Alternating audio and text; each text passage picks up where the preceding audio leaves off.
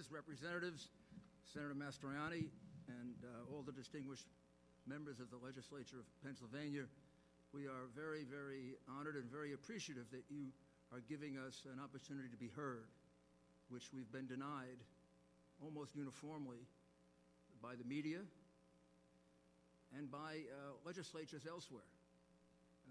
All we ask is that you listen to the facts that we're presenting and then evaluate it.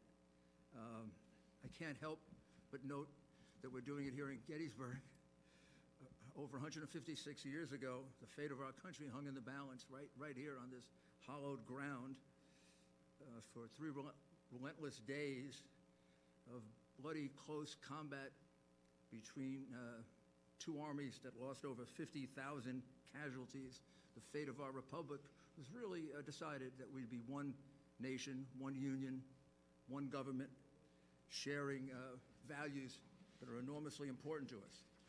And I don't want to overstate it, but I do believe that those values are at stake, not only in this election, but in the way this election was conducted and in what we're going to do about it. Because if we allow elections in the future to be conducted the way this election was conducted, we will have lost our democracy, our representative democracy. During the course of this election, we've come pretty close to losing our right of free speech. There's been censorship that I've never seen before, of an incredible nature by big tech, big networks, big companies. They only allow one side to be heard, and they refuse to allow the other side to be heard. It's almost as if they're afraid the American people, if they should learn these facts, will find out just who they are and what they're about. This voter fraud that took place, which, as you will see from the witnesses that we call, had several dimensions to it, several different ways in which it was done.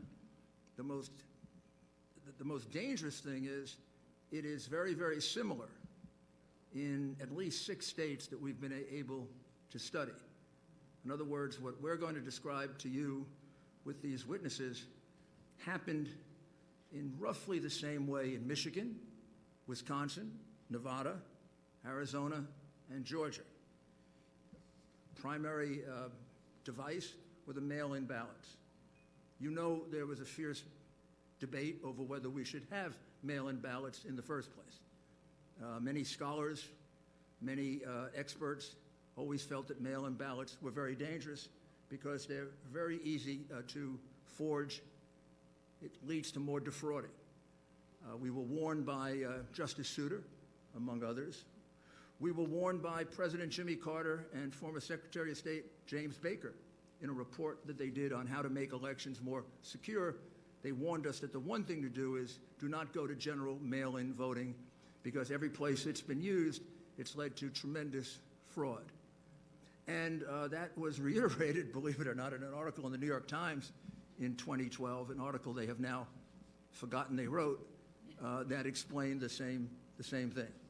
And I think what you're going to find as you study your mail-in ballot procedure here in the Commonwealth of Pennsylvania and then in the 6 other places, this was a terrible mistake, and it allowed the leadership of a party that had become pretty expert at voter fraud to really go wild. So the witnesses we present are going to first show you that in the case of Philadelphia and in the case of Allegheny County and 1 or 2 other counties, the mail-in ballots that were received were not inspected at all by any Republican. They were hidden from Republicans. In the case of Philadelphia and Allegheny County, I can't be absolutely certain, but I do believe the witnesses will show that a Republican never got to see a single ballot. Now, you know how important that is to determining whether it is a valid ballot or not. There's only one time you get to do that, and that's when you separate the envelope that possesses the verifying information from the ballot. The moment you separate them, you can no longer verify. You can't go back and recount. You can't go back and check paper ballot against the machine ballot because it's a private ballot. It's an anonymous ballot. We want to keep it that way. The only thing that identifies it is that outer envelope. At that moment, when they're separated, gone forever. That's the moment at which inspections have been allowed, time immemorial, in America, Pennsylvania, all of our other 49 states. Several of the witnesses here have been doing this for 20 or 30 years. They've never heard of a situation in which a mail-in ballot was just put in without allowing a Republican, a Democrat, even third-party members to take one look at it and object to it, for the very reason that it's too prone to fraud. Think about this. In your state, Republicans were uniformly not allowed, kept out, put in chutes like they were cows to keep them away from seeing these ballots. Never happened before. Not only that, the same thing was done in Michigan, the same thing was done in Wisconsin, and on and on and on. What's the chance that on the morning of November 3rd or 4th, when they started the count, that in each one of those places, the Democrat leadership of these highly controlled Democrat cities that have some history for corruption, and in the case of Philadelphia, a long history of voter fraud. I could show you the convictions. I don't think I have to. What are the odds that they're all going to wake up with the same idea? After years and years of always examining together absentee ballots, all of a sudden, in a year in which we have a couple million of them per state, we're not going to allow any Republicans to see them. The person in Philly figures that out, Pittsburgh, Detroit, Milwaukee, Las Vegas, Nevada? Or is it more likely that this was a common plan that maybe started with the whole idea of having mail ballots because it gives you a much wider range to cheat? When you had just a small number of absentee ballots, like 400,000, you have a certain range that you can cheat. When you have 250 or 2.5 million, you have a much bigger range to do that. So when you hear that testimony about not being allowed to see the ballot, you have to understand it's much more important than just that individual ballot.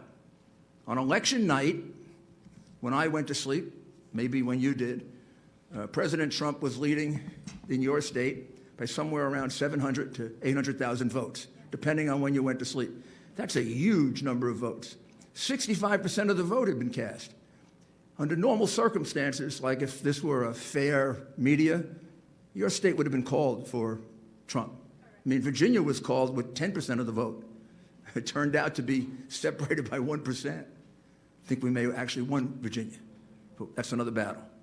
Michigan, we were ahead by 300,000 votes. Wisconsin, more. Georgia, we were down to 90% and ahead. What are the odds that they all switched overnight? They just switched by the next day. I think you're going to see how that happened. And I think there are a couple of statistics that you have to really closely look at. I'll just mention them and then we'll move on to the witnesses. We have calculated, and the evidence will show, that there were 682,770 mail-in ballots that were entered into your votes in just Allegheny County and in Philadelphia that were not observed by any single Republican. Those ballots could have all been for Joe Biden. They could have all been for someone else. They could have had no identifying data. They could have been from the same person. There could have been multiples of them. There could have been no name on them. We have no idea if that's true. And it will be very hard now to kind of put them together. We could ask, and you could subpoena, all of the outer envelopes. It'd be very interesting to take a look at the 682,770 outer envelopes. It'd be very interesting if they were kept. And it would be very interesting to see how many of them weren't filled out. But in any event, under the law of your state, which is set by you, those ballots are illegal. The judge, mistakenly in his opinion, said that we want to disenfranchise 6 million people. We don't want to disenfranchise anyone. want to disqualify 682,000 votes so that 74 million people are not disenfranchised, because that's what happened by the cheating that went on here. I'll give you one other enormously puzzling statistic. You sent out in the state of Commonwealth of Pennsylvania 148 absentee or mail-in ballots. You received back 1.4 million approximately. However, in the count for president, you counted 2.5 million.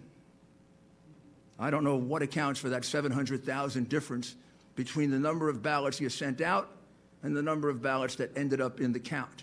That number, 2,589,242, was on your government website until yesterday.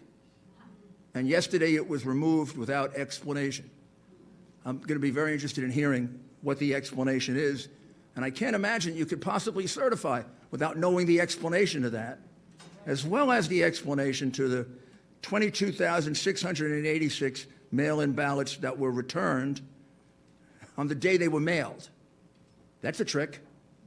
How about they were returned, how about 32,591 were returned the day after they were mailed?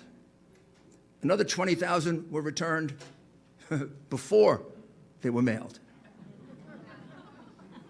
Of course, I think this is a kind of a low count, and I guess the crooks in Philadelphia are disappointed in this. They only submitted 8,021 ballots from dead people, mail-in ballots for dead people. It's probably easier for dead people to submit mail-in ballots than it is to vote in person. You had about 30,000 of those. We're checking the records of the cemeteries around Philadelphia. You have 4,984 mail-in ballots that were never requested, and on and on and on and on. Your election, because of these two counties and maybe one other, is a sham. It's a disgrace to your state. And finally, I don't need to remind you of this. I think I need to remind America of this. The election for the President of the United States is not run by the governor of your state. It's not run by your election commissioner. The United States Constitution makes it clear who has the responsibility for running this election. Article 2, Section 1, Clause 2 of our Constitution doesn't say that ABC gets to call the winner or CNN. It says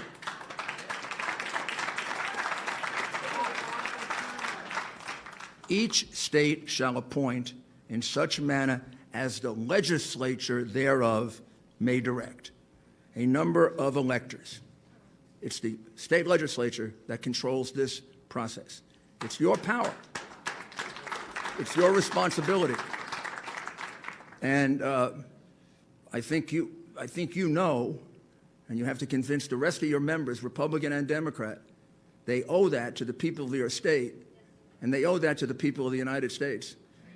Because if this happens without consequence, if they can just enter 600,000 some odd mail-in ballots without allowing a single Republican to view it, what's to say that next time they won't do 1 million or 2 million? I know crooks really well. You give them an inch and they take a mile, and you give them a mile and they take your whole country. So now we'll proceed with the witnesses.